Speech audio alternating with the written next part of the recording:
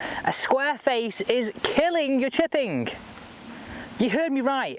A square face is killing your chipping. I must be crazy, right?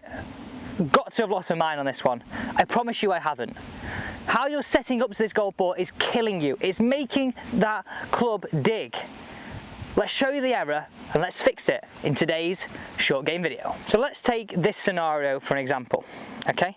When we're stood here, we get the ball back in our stance, we think our club face is nice and square, which it is, but then we put our hands really far forward. All this is doing is exposing that leading edge, possibly even hitting shots as I just did there, really feeling that club drop and dig into that ground. And that simply is because that is square, but as you put your hands forward and the ball goes back, the club gets into this position. The leading edge really pronounced, taking lots of loft off. I swing back, the leading edge wants to dig into that ground. It's a fatal error, okay? Now, there are instances when that is the case, and those are these. Now, in instances like this, when I'm chipping towards that back flag, I've got 9-iron in my hand, possibly 8-iron or 7-iron, just getting that ball to run out like a putt. We might want to have those hands really far forward and taking loft off that face and really feeling sort of this strike, because we're really looking for that ball to go really low and run up that bank.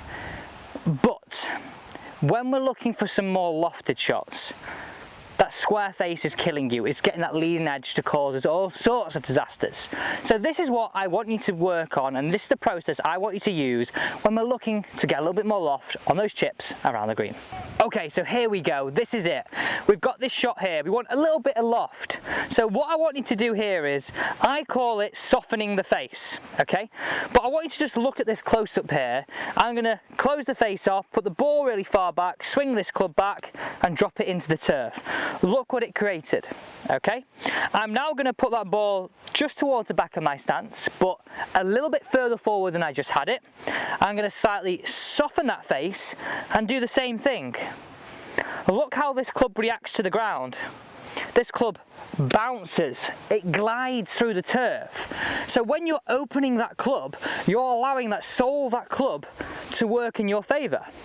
When you're closing that club down by having it square but putting those hands ahead, you're digging that club with that leading edge into the ground. Fatal.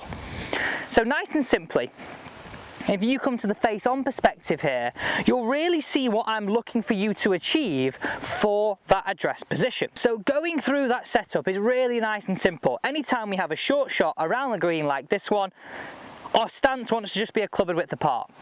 Turn the left toe out, pull the left foot back, weight on my left side, my ball position towards the back of my stance. Simple, it's easy, okay? Now what I want you to do is, instead of feeling a dramatic amount of forward shaft lean with that square face, I want you to place the club down, slightly soften that angle, and then allow your hands to go forward. Now, you'll allow that club to bounce through the turf. You'll get it going a lot higher, a lot easier, and all that is a much better way to chip, because you're allowing that club to interact with that ground so much better. Let's hit one away from down the line again. So again, nice setup, slightly soften that face, then take your grip, hands ahead. Look how easy that is to get that ball up in the air and landing soft. Look at the difference between what I did on the ground before to what I'm doing now. So essentially, I'm not asking you really to change your technique. I'm asking you to orientate this club differently at address from this to this, to allow you to be a much better chipper around the green. Let's take one more scenario where this is really going to help you. So here we go again. We're allowing that club just to rest, set up, soften the face, hands ahead of the golf ball, same technique, just allowing that club to work differently into that turf, and how you orientate it really does help you. So look at the difference. This is where I was before. Look at the difference in the size of the divot, a lot more diggy, a lot more can go wrong. Of course we can hit some good chips there, but it really does highlight how it can get you in some trouble when you're trying to get the ball in the air, when you're trying to play a lofted shot in a more high tariff scenario. Let's play this one.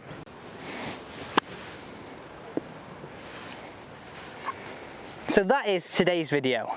We're organising this club to be softer at address with our hands ahead to allow that bounce to work more into the turf, rather than start with a square face, ball really far back with some forward shaft lean, creates this more digging effect of the golf club.